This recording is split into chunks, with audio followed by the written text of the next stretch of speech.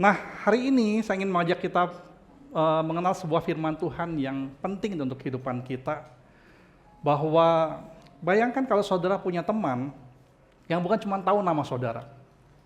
Dia bukan cuma tahu data-data saudara, bukan cuma tahu saudara kerja di mana, bukan cuma tahu hal-hal yang mendasar. Tapi bayangkan kalau saudara punya teman yang tahu sungguh-sungguh saudara itu seperti apa sebenarnya. Bayangkan kalau saudara punya teman yang tahu kebiasaan kita, termasuk kebiasaan buruk kita. Tahu kelemahan kita, tahu apa yang kita pikirkan bahkan.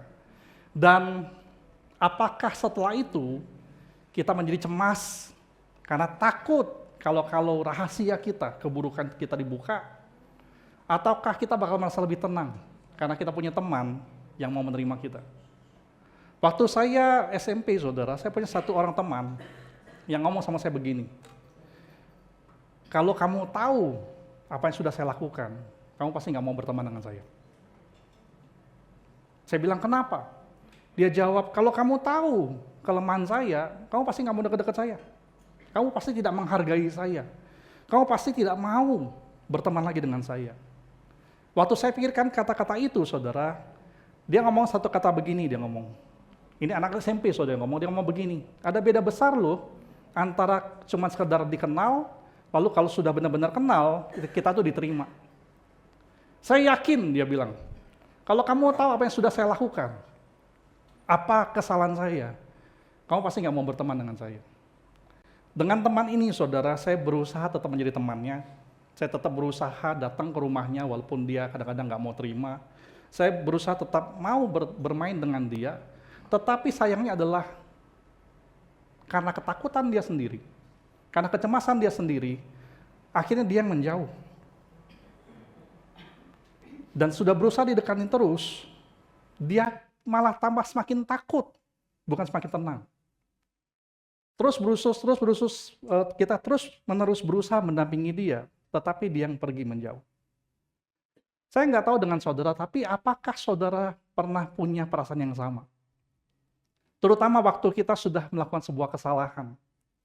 Kita berharap nggak ada orang yang tahu.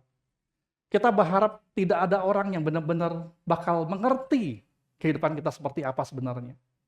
Apakah saudara sadar tetapi sesungguhnya ada seseorang yang tahu kita luar dalam. Ada seseorang yang tahu bukan cuma masa lalu kita, tetapi juga pergumulan kita hari ini, bahkan dia tahu apa yang bakal terjadi di masa depan. Namanya siapa? Namanya siapa? Yesus, Tuhan kita. Dan apa yang dia lakukan dengan pengetahuan dia yang maha tahu itu.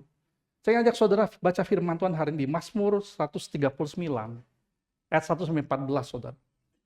Mazmur 139, ayat 1-14. Mari kita boleh buka handphone kita, di Mazmur 139, ayat 1-14. Dan saya ingin ajak kita baca bergantian firman Tuhan hari ini, karena cukup panjang, dan saya berdoa supaya saudara menemukan banyak sekali penguatan firman Tuhan buat saudara pagi hari ini. Mazmur 139, ayat 1-14, sudah ketemu? Sudah ketemu? Kalau sudah, mari kita baca bergantian. Saya bakal baca ayat pertama, Bapak Ibu Saudara baca ayat yang kedua, dan seterusnya. Ayat pertama mengatakan demikian, untuk pemimpin biduan Mazmur Daud, Tuhan, Engkau menyelidiki dan mengenal aku.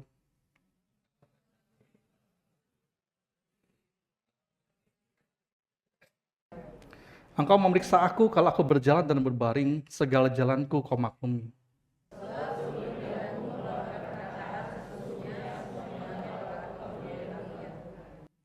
Dari belakang dan dari depan Engkau mengurung aku, dan Engkau menaruh tanganmu ke atasku.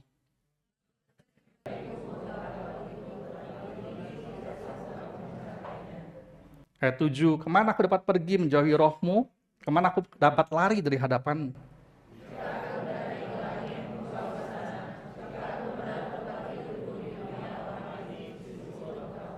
Jika aku terbang dengan sayap fajar dan membuat kediaman di ujung bumi, di ujung laut.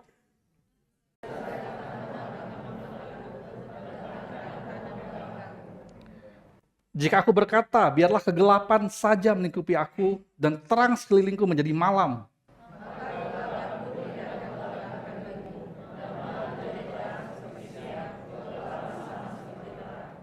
Sebab engkaulah yang membentuk buah pinggangku, menenun aku dalam kandungan ibuku.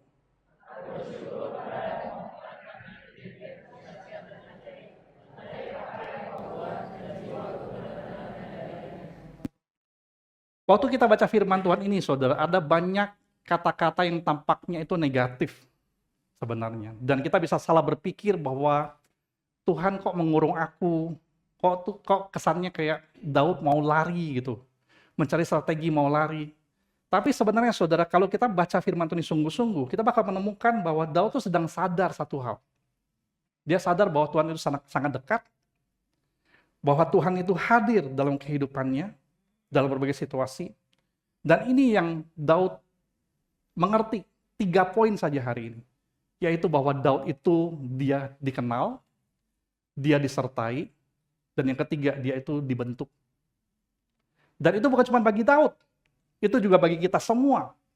Kita itu dikenal oleh Tuhan.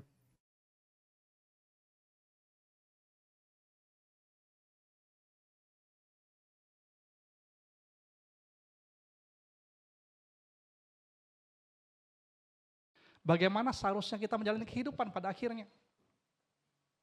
Kalau kita dikenal oleh Tuhan, lalu apa dampaknya bagi kita? Kalau kita disertai oleh Tuhan, lalu apa dampaknya untuk kehidupan kita? Bagaimana kita berjalan setiap hari bersama dengan Dia? Kalau kita dibentuk oleh Tuhan, apa yang harus kita taruh dalam hati kita?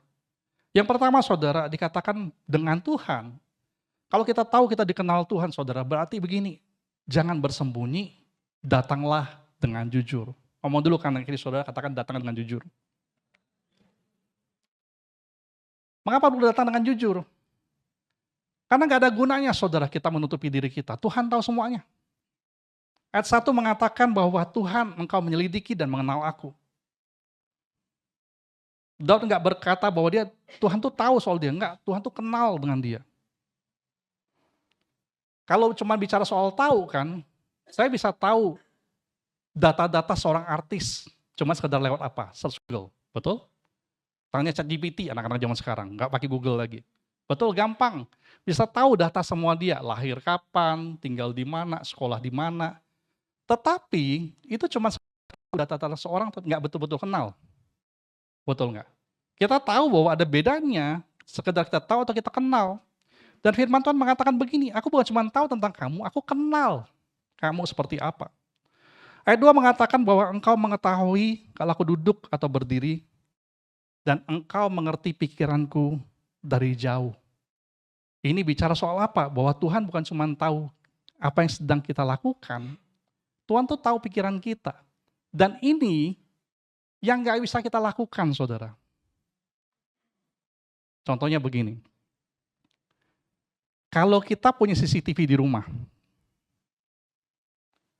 lalu kita lagi di luar, kita pengen tahu orang di rumah, entah itu pasangan kita, atau anak kita, atau pembantu rumah tangga kita bisa tahu lewat CCTV, betul nggak ya? Dia lagi ngapain? Betul? Kita bisa lihat, oh dia lagi kerja nih, betul nih. Oh, istri aku lagi gosok baju nih, kelihatan di CCTV. Betul? Tapi yang kita nggak bisa lakukan apa? Kita nggak bisa tahu dia lagi mikir apa dari CCTV. Betul? Sehebat-hebatnya teknologi kita sekarang, Tuhan lebih daripada itu. Tuhan dikatakan di ayat 2, dikatakan dia tahu kalau aku lagi duduk atau berdiri, dan Tuhan tahu pikiran aku. Ayat 3 mengatakan engkau memeriksa aku, kalau aku berjalan atau berbaring, segala jalanku kau maklumi. Kau sudah ngerti.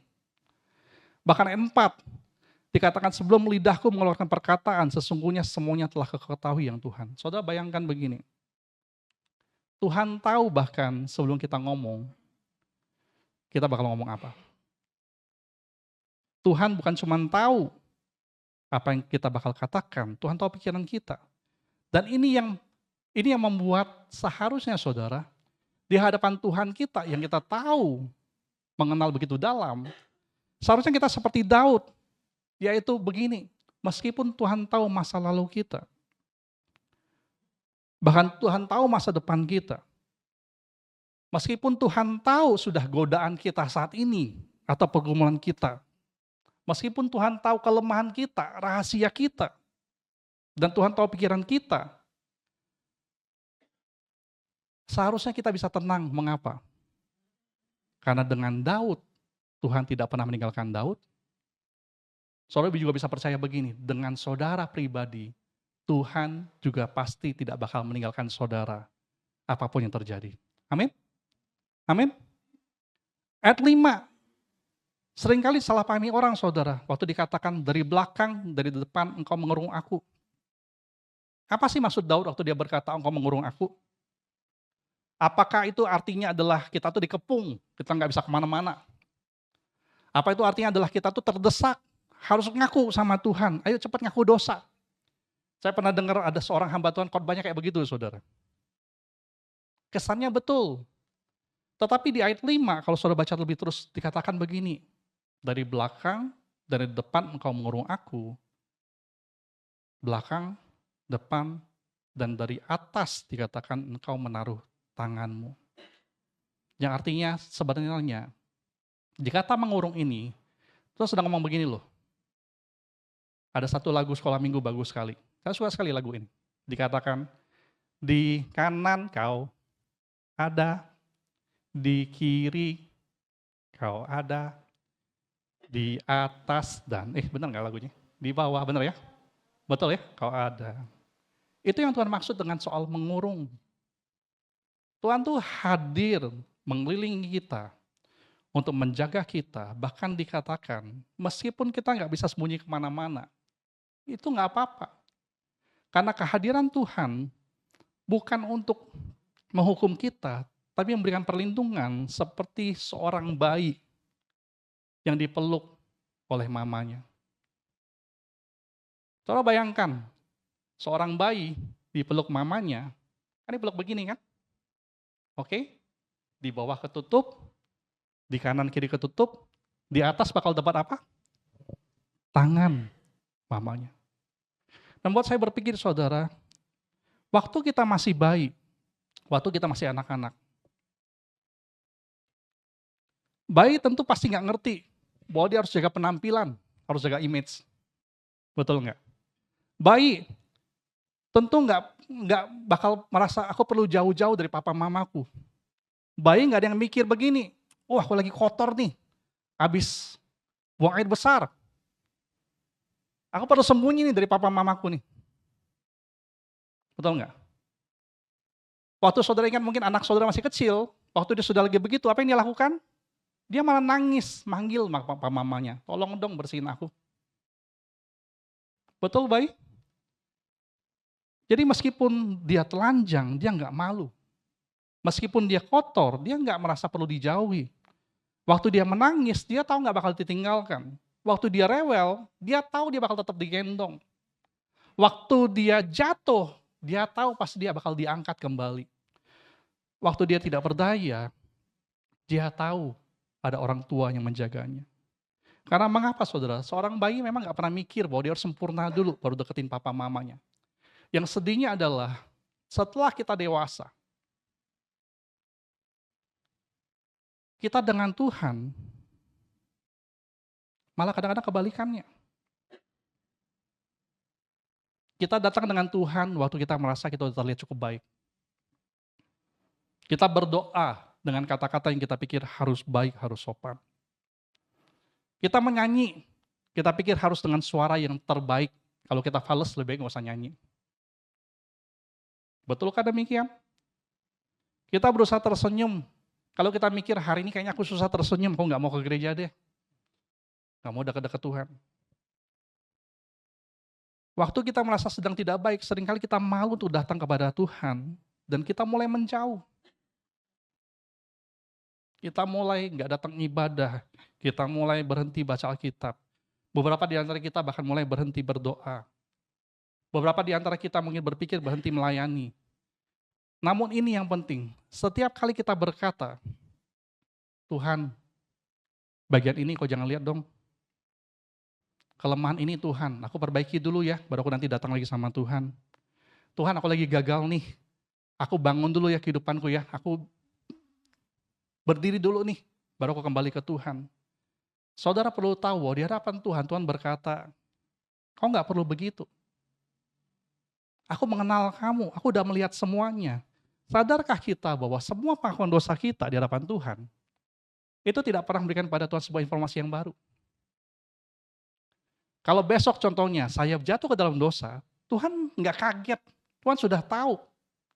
Kalau saudara besok tiba-tiba gagal, Tuhan nggak kaget saudara. Itu bagi Tuhan bukan informasi yang baru, dia sudah tahu kok. Dan tahukah saudara, waktu kita diampuni oleh Tuhan di atas kayu salib, yang Tuhan ampuni bukan cuman masa lalu kita, bukan cuman hari ini kita bikin salah apa, Tuhan sudah mengampuni bahkan apa yang bakal kita lakukan, sampai nanti kita kembali kepada Tuhan. Tahukah saudara itu yang terjadi? Maka kalaupun besok saudara gagal, yang Tuhan mau adalah kita cuma datang dengan hati yang jujur. Sama kayak bayi anak kecil yang tiba-tiba BAB bikin kotor, pipis bikin kotor, lalu nangis, minta papa mamanya bersihin. Itu yang Tuhan mau kita lakukan, bukan malah pergi menjauh. Saya berharap saudara, hari ini kita bisa datang dengan Tuhan dengan jujur.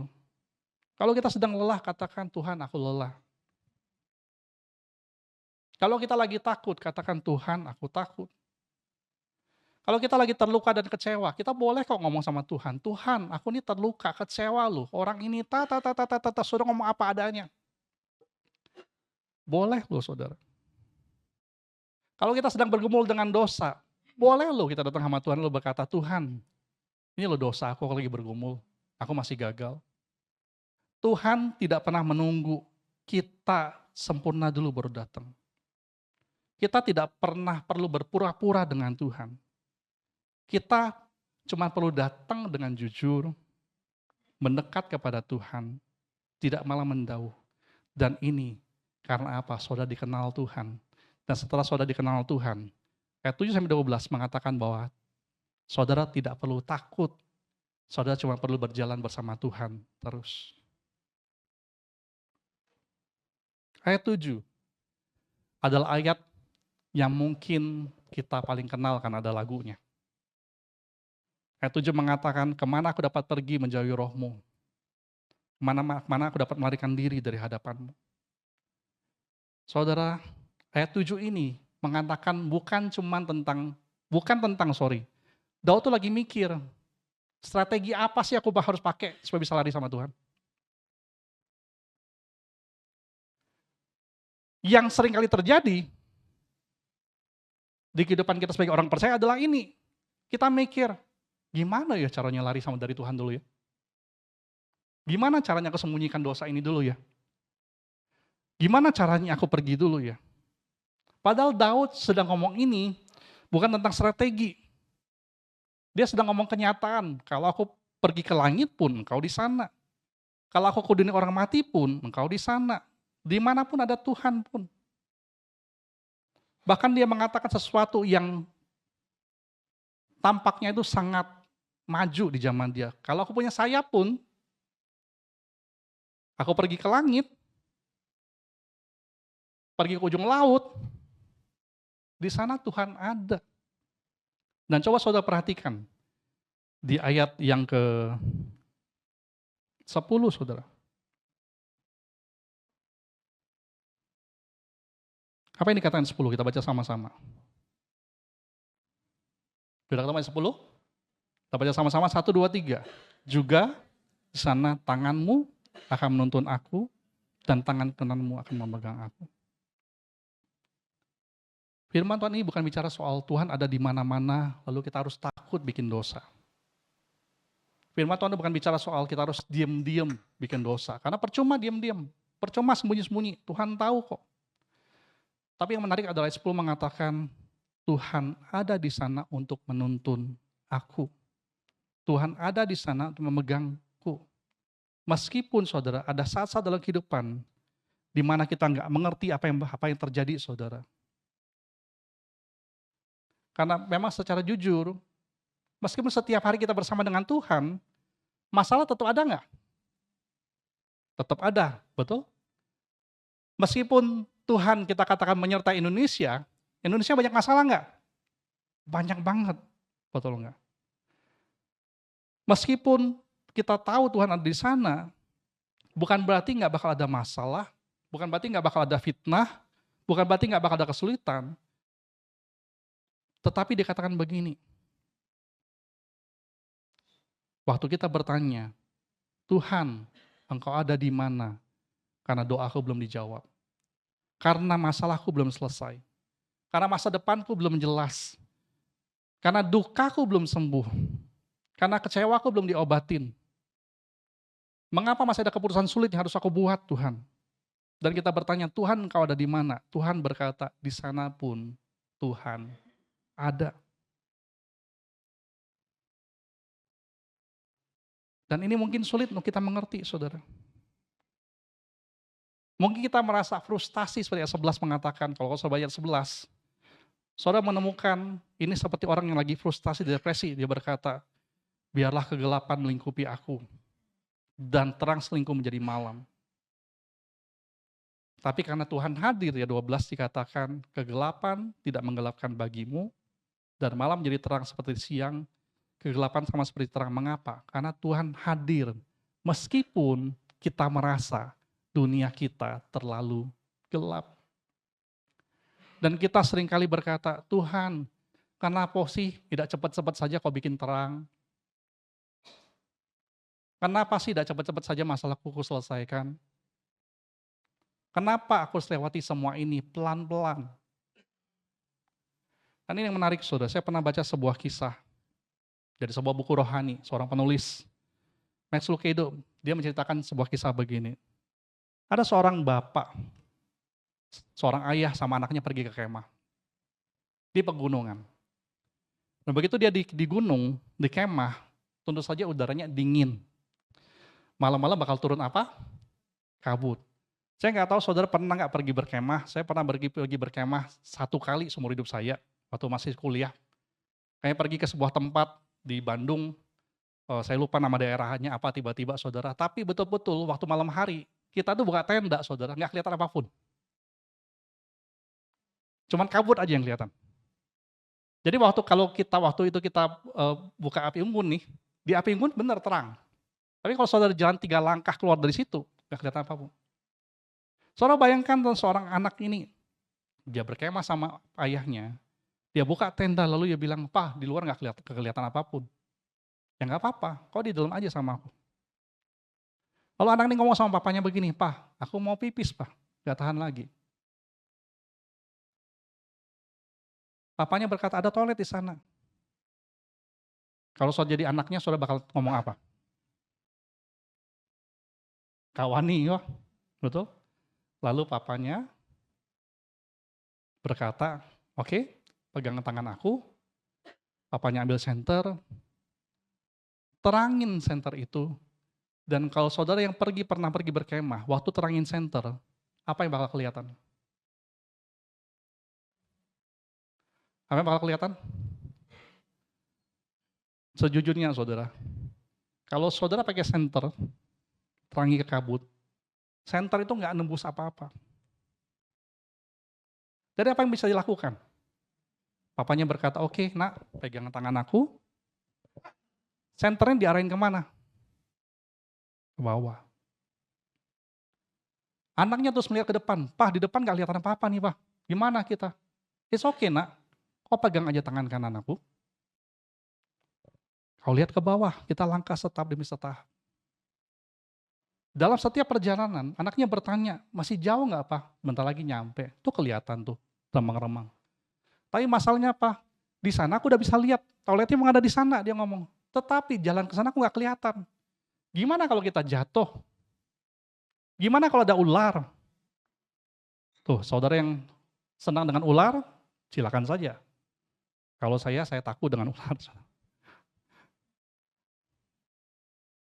Papanya jawab apa? "It's okay nak, kita jalan aja selangkah demi selangkah, gak usah takut." Yang kamu perlu pikir adalah, gak perlu lihat ke depan, kamu cuma perlu pastikan bahwa kamu lihat ke samping, papamu masih ada, dan biarkan kita berjalan melangkah selangkah demi selangkah. Yang sudah kelihatan, kita jalani. Sampai kapan Pak? Sampai suatu saat nanti, gak lama lagi, kita bakal sampai. Saudara, dalam kehidupan ini, jujur, di situasi ini, banyak kita mengalami situasi yang gak menyenangkan masa-masa ini. Betul nggak? Banyak kita yang berpikir bahwa, aduh usaha di Indonesia lagi susah banget nih. Banyak di antara kita yang mungkin khawatir, kita masih punya pekerjaan nggak besok. Tapi saudara percayakan begini loh, meskipun situasi nggak jelas, meskipun kita khawatir kita nggak bisa lihat ke depan, Tuhan tuh cuma ngomong sama kita gini loh, kamu cuma perlu pastikan, kamu dekat dengan Tuhan, kamu pegang tangan Tuhan, dan yuk kita jalan selangkah demi langkah dulu. Percayalah begini, semakin kita jalan, Tuhan bakal terangi selangkah lagi. Amin. Semakin kita jalan, kita bakal Tuhan terangi 2-3 langkah lagi. Dan itu lebih cukup dibanding kita ngeluh. Kenapa sih Pak, nggak cepet pagi aja nih terang, matahari datang, lalu kita semua bisa tenang. Kenapa sih Pak, kita nggak pengen bisa bikin acara ini jadi cepat selesai nih. Kenapa sih kita perlu langkah demi selangkah? Karena ini yang ketiga, kita dikenal, kita disertai, dan ketiga dikatakan Tuhan mau membentuk kita. Ngomong dulu kanan kiri, membentuk kita. Dan ayat 13, ini yang menarik. Dikatakan sejak kapan Tuhan membentuk kita?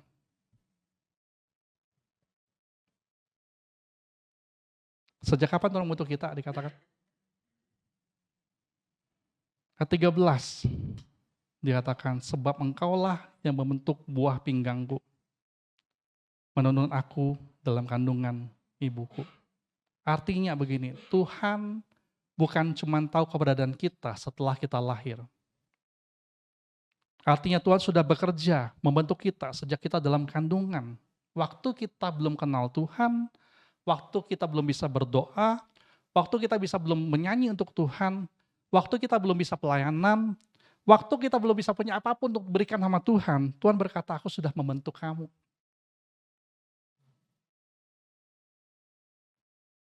Dan ini kebenarannya. Tuhan yang membentuk kita sejak awal kehidupan kita, itu terus bekerja membentuk kita dalam kehidupan yang kita jalani hari ini demi hari ini.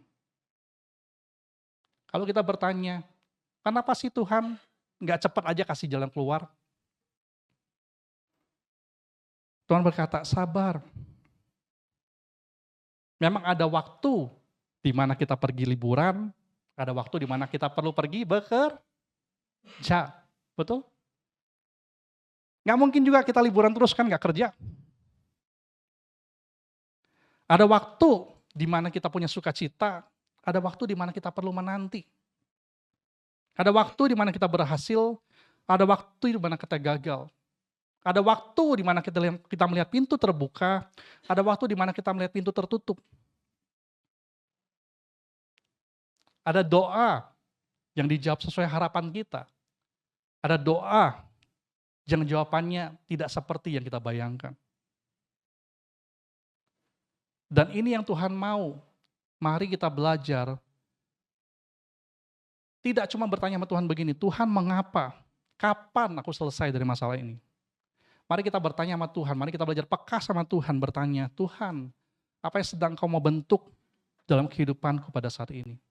Karena saudara, Tuhan bukan hanya peduli kemana kita bakal pergi. Tuhan sangat peduli menjadi siapa kita ketika kita tiba di sana. Setiap perjalanan kita, itu adalah proses di mana kita membiarkan Tuhan, aku mau jalan sama Tuhan, aku mau diprosesnya. Waktu aku harus nunggu jawaban doa, aku belajar bahwa Tuhan mengajar aku untuk percaya. Waktu aku sedang hadapi kesulitan, aku belajar bahwa Tuhan membentuk aku rendah hati dan tekun. Waktu aku gagal pun, aku belajar bahwa aku harus mengandalkan Tuhan lebih lagi. Tapi ini yang penting saudara, percayalah bahwa tidak ada satupun bagian kehidupan kita yang berada di luar kuasa Tuhan untuk bekerja di dalamnya.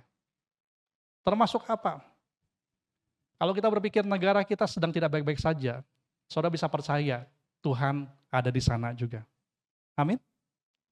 Kalau saudara sedang mikirin tentang tugas kuliah saudara nggak selesai, percayalah Tuhan juga ada di sana. Kalau saudara sedang berpikir tentang kenapa sih ada orang yang mau celakain kita, percayalah Tuhan juga ada di sana. Percayalah bahwa Tuhan bakal memakai apapun untuk membentuk kita, dan tujuan akhirnya bukan cuma sekedar kita lebih sukses, bukan cuma sekedar kita lebih kuat, bukan cuma sekedar kita jadi orang lebih baik. Tujuan akhir Tuhan adalah membentuk kita supaya kita semakin menyerupai Dia, semakin memuliakan Tuhan, dan kita semakin menikmati hadirat Tuhan, pertolongan Tuhan yang lebih besar dari hari ke hari. Amin. Amin. Saudara, sebagai penutup saudara. Ayat 14. Ini yang paling penting untuk kita tidak lupa. Waktu kita sudah sadar, kita dikenal, kita disertai, kita dibentuk. Ayat 14, kita baca sama-sama yuk. Ayat 14. Ini respon yang harus kita lakukan terus-menerus. Ayat 14. Di depan ada nih. Mari kita baca sama-sama. 1, 2, 3. Aku bersyukur kepadamu oleh karena keajaibanku dahsyat dan ajaib Tuhan. Ajaib apa yang kau buat dan jiwaku benar-benar menyadarinya. Saya berharap saudara, setiap kali kita melewati masa sulit, setiap kali kita bangga bahwa kita berhasil melewati kesulitan, setiap kali kita bangga kita punya pencapaian, mari kita bakal ingat respon itu terus. Saya berharap kita nggak bakal jadi orang Kristen, di waktu kita lagi susah, kita doa-doa sama Tuhan, waktu kita sudah berhasil, kita jadi sombong. Saya berharap saudara, kita semua bakal jadi seperti Daud belajar Tuhan. Aku dikenal Tuhan, aku bersyukur, aku gak dibuang. Aku disertai Tuhan, aku gak perlu takut. Aku dibentuk Tuhan, aku harus nikmati prosesnya, jalani prosesnya. Dan waktu semua itu sudah lewat, mari kita belajar, Tuhan aku mau bersyukur kepadamu. Bersyukur atas hidup yang Tuhan berikan. Bersyukur atas kesempatan yang Tuhan percayakan. Bersyukur atas kemampuan yang Tuhan berikan, kita bisa lewati berbagai kesulitan. Dan mari kita lakukan syukur itu. Enggak cuma di mulut, tapi kita lakukan dalam tindakan. Tindakan apa saudara? Sederhana. Yang tadi kita udah ngomong. Mari kita terus datang sama Tuhan dengan jujur. Jangan menjauh dari Tuhan. Jangan pernah nunggu lagi kita sempurna dulu baru kembali ke Tuhan. Gak perlu. Ingat aja, seperti seorang anak sama orang tuanya. Kalau kita lagi kotor, minta Bapa kita di surga membersihkan kita. Gak perlu lagi takut Tuhan buang kita. Terus percaya, Tuhan pegang kendali kita. Dan mari kita memberi yang terbaik kepada Tuhan dalam hidup kita. Jadilah orang yang terbaik. Sehingga dimanapun saudara berada, saudara di rumah, satu rumah, bersyukur karena saudara ada. Saudara di pekerjaan, satu pekerjaan itu bersyukur pada saudara. Saudara di sekolah, di kuliah, saudara bersyukur bisa menjadi berdampak di sana. Itu yang Tuhan mau, kita bersyukur dengan tindakan kita. Mari kita berdoa saudara.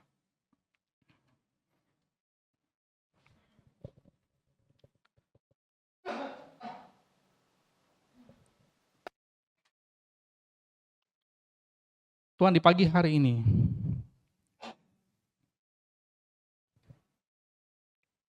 biarlah kami terus bersyukur Tuhan mengenal kami.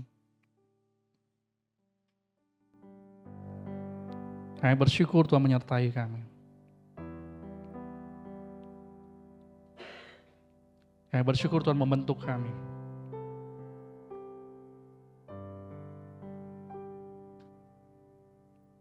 Dan kami mau kembali kepada Tuhan, mendekat tidak menjauh.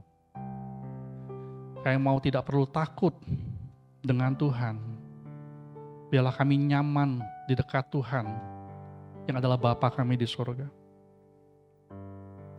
Dan biarlah kami tidak menyerah dalam proses kehidupan kami.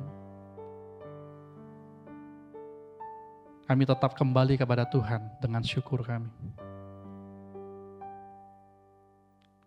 Anugerah Tuhan sungguh luar biasa bagi kami Tuhan.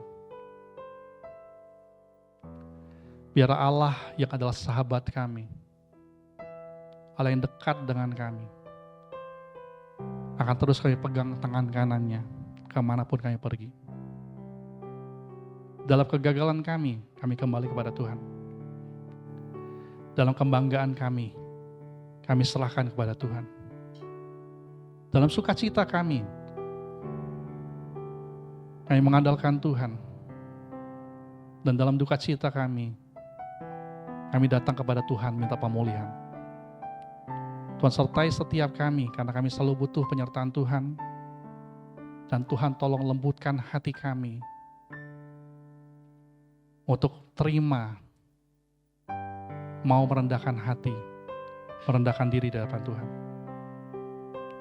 Ini kami Tuhan Yesus, kami datang kepadamu, dan terus kami berdoa. Sama-sama kita katakan, amin.